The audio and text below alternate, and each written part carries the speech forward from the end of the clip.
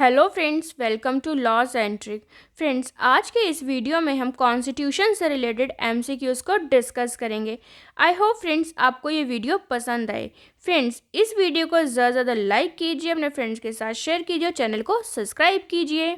हमारा first question है, the Indian constitution is written constitution largely based on government of India act 1935। जो हमारा constitution है वो रिटन फॉर्म में है और ये बेस्ड करता है government of India act 1935। Which of the following describes India as a secular state? Preamble. जो हमारा प्रीएम्बल है वो डिस्क्राइब करता है इंडिया को as a secular state. In a parliamentary form of government, real power of state are vested in the Council of Ministers headed by the Prime Minister। जो parliamentary form government होती है उसमें जो real power होती है ना वो council of minister के पास होती है जिसके हेड होते हैं prime minister. Which of the following is the feature of the parliamentary form of government? Executive is responsible to legislature। जो which of the following is a feature of the parliamentary form of government? इनमें से feature कौन सा है parliamentary form of government का? जो executive is responsible to legislature, executive जो है रिस्पॉन्सिबल होता है लेजिस्लेचर के लिए। Which of the following feature and their source is matched? जो हमारा कॉन्करेंट लिस्ट है वो ऑस्ट्रेलियन कॉन्स्टिट्यूशन से लिया गया है, डायरेक्टिव प्रिंसिपल्स को इरिश कॉन्स्टिट्यूशन से लिए गए हैं और जो हमारे फंडामेंटल राइट्स हैं वो हमारे यूएस कॉन्स्टिट्यूशन से लिए गए हैं। In a federal state, states are more powerful than the centre.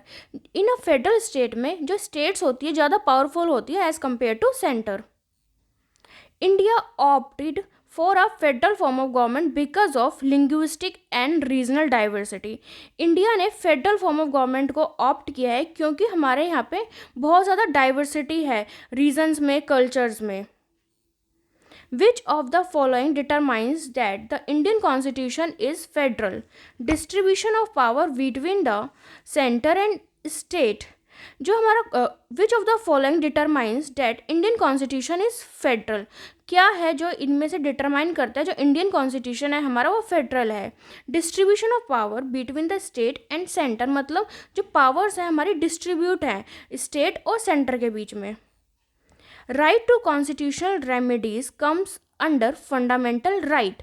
जो हमारा राइट टू कॉन्स्टिट्यूशनल रेमेडी है वो आता है हमारा फंडामेंटल राइट्स के under. Any dispute regarding the violation of fundamental rights can be presented either in Supreme Court and High Court।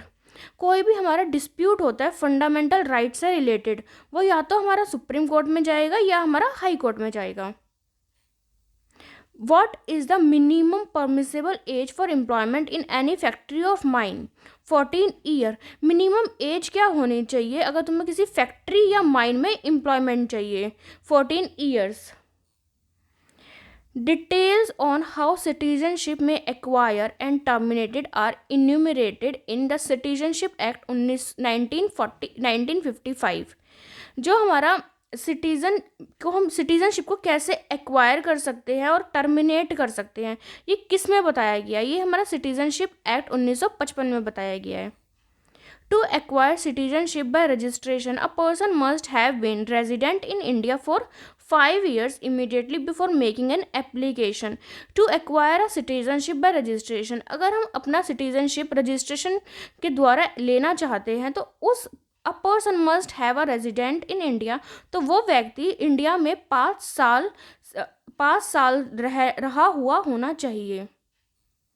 Indian citizenship of a person can be terminated if a person voluntarily acquired the citizenship of some other country, the government of India is satisfied that citizenship was obtained by fraud। अगर हमने India की citizenship ले रखी है उसे terminate कैसे कर सकते हैं? या तो वो पर्सन है, a person voluntary acquire the citizenship of some other country, या तो उसने किसी और कंट्री की सिटीजनशिप ले ली गई हो, या the government of India is satisfied that citizenship was obtained by fraud, या गवर्नमेंट ऑफ इंडिया सेटिस्फाई है कि जो ये सिटीजनशिप ली गई है वो फ्रॉड के द्वारा ली गई है। Respect for the national flag and national anthem is fundamental duty of every citizen. हमें अपने नेशनल फ्लैग और नेशनल एंथम की रिस्पेक्ट करनी चाहिए, ये एक हमारी फंडामेंटल ड्यूटी है। Thank you friends. I hope friends आपको ये वीडियो पसंद आए। फ्रेंड्स इस वीडियो को ज़्यादा लाइक कीजिए, अपने फ्रेंड्स के साथ शेयर कीजिए, चैनल को सब्सक्राइब कीजिए।